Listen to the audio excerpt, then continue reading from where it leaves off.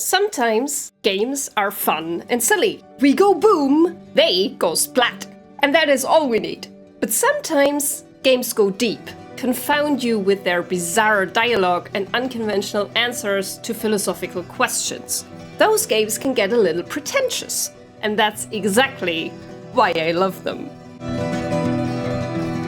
Harold Halibut is a beautiful, handcrafted game, all realized in stop motion, made with love over the course of 11 years. It is also the most palatable game on this list, since it tells its story rather straightforwardly, comparatively, and is about the relatable experience of feeling like the outsider within the group of people you grew up with on a generational ship that crashed into a planet made up entirely of green gooey ocean, and now you're all stuck underwater with no real way of finding an actual new home, and then you meet a fish person that becomes your new obsession and you start to feel much closer to it than to anyone else around you. So far, so standard. What really earns Harold Halibut a spot in this video is its deliberate slowness.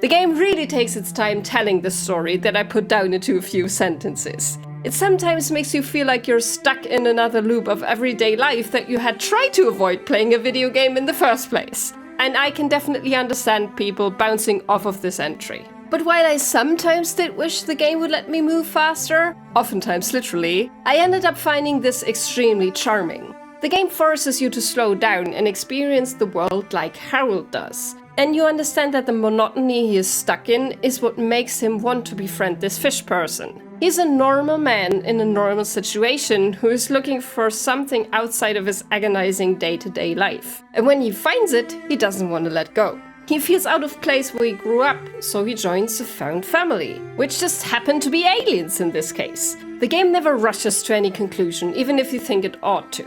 Everything takes a little bit of extra effort, just like it would in real life. But this way, you get to connect with Harold on a real basis. You get to know the people around him, all their quirks, all their lies, and you also understand why he wants to leave it behind. And it's not a sad thing.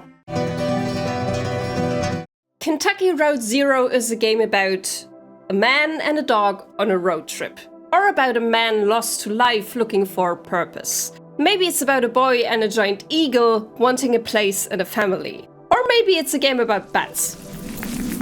Kentucky Route Zero is about interpretation. A personal journey that is whatever you make of it. Which is the fancy way of saying, I have no idea what Kentucky Route Zero is about. I know I love its atmosphere. I know that the dialogues confuse but also intrigue me. I know it tugs at something deep inside my chest, the place where I feel home, where my friends and family are. It makes me a little afraid of losing all that to life, change. I know I love the art style and the music breaks between chapters. I know that Too Late to Love You gives me goosebumps every time I listen to it.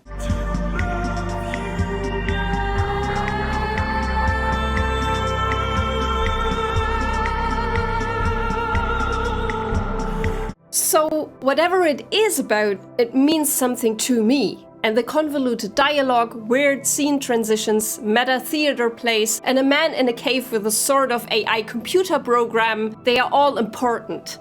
By the end of it all, when we've reached the destination, I feel accomplished and sad. Because the journey is over, because not all of us made it. I'm also a cat now. Kentucky Route Zero is cool. Sometimes that's enough to get a place in my heart. It also means something. I couldn't tell you what, but I think often we're far too occupied with the what instead of just accepting that it is and does. I like not understanding sometimes. Just vibing can be a fun experience, and I definitely did get something out of it, even if I can't put my finger on exactly what that was. Let's be less afraid of not understanding. The Longest Road on Earth is a short, about an hour-and-a-half game about anthropomorphized animal people living their mundane working-class lives in America sometime in the middle of the 20th century.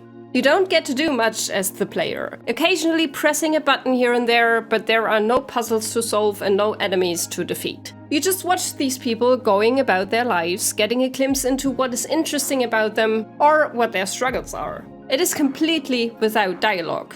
What it does have, though, is music. Everything is brighter now that you're here. You could say the whole game is made around a concept album by the artist by Lile. Or maybe the other way around. Maybe the game existed first and the music was written for it. I honestly don't even want to look this up because I just want to revel in the magic of this creative collaboration. The beautiful pixel art paired with the everyday stories together with this singer's beautiful voice, it rocks me to my core. And I get that people look at this and go, this isn't even a game. Or they complain about its extremely slow pace and that it will sometimes make you sit through an entire song without being able to do anything. Gamers aren't the most patient bunch, and I will freely admit that even I ended up pressing buttons to try and move on. Once I realized what The Longest Road on Earth was and what it wanted me to feel, I relaxed into it, and sometimes even let scenes linger because I wanted to listen to the music a bit longer. In some ways, this might actually be the most out there entry on this list, because it really defies any expectation of what a game is supposed to be and what it's supposed to achieve as a medium. But I think that's why I like it so much. Games can be so many different things, even an hour-and-a-half music video to a concept album. Also, the lyrics can really get under my skin. I love indie games. Norco is weird. No, but really, while it's not the most out there game on this list, it's definitely weird. A point-and-click adventure, Norco lets you know from the get-go you're not in for your typical ride. Noticing that your main character only has a smiley face as an avatar when everyone else has pixel art faces. A sad smiley face, I should add. Kay is shaped by your choices, but is also always her own person. A person with a stuffed monkey friend that stares angrily at her when she finally comes back home after long years away. It's her brother that got her to return, not her mother who was dying of cancer when she left and is gone now. But it is her mother and her mother's guilt over having neglected her children somewhat that ends up being the driving force behind Kay's curious adventure. We see both their paths, playing Kay in the present and her mother in the past, and watch those two storylines collide in weird ways. The world of Norco is a dark place where environmental catastrophes and corporate greed reign. You really feel the humid, swampy air reading the description of the surroundings. It's also a world of technological advancement, to the point of a giant AI bird that swallows light? Listen, I only understood about a third of what was happening at any given point. The way people talk and what they talk about can be very hard for my brain to swallow, especially when it starts doing parables and poems. Or when a weird cult starts playing a very big role where everyone is called Garrett and they all look like retail employees. I don't know what's happening or why this creepy dude thinks that Kay and her mother are Jesus' descendants, but I'm along for the ride because my brother is in trouble and we need to find him. I also just love the vibes. Read these texts and tell me this isn't cool writing. I might not understand most references, symbols or words, but I'm in this world as a confused bystander who's just happy her friends let her tag along while they do big brain shit. I have never played a game like Phoenix Springs. A game that unsettled me to quite this degree. No horror game with a billion jump scares or one that was trying a more psychological approach has rattled me so.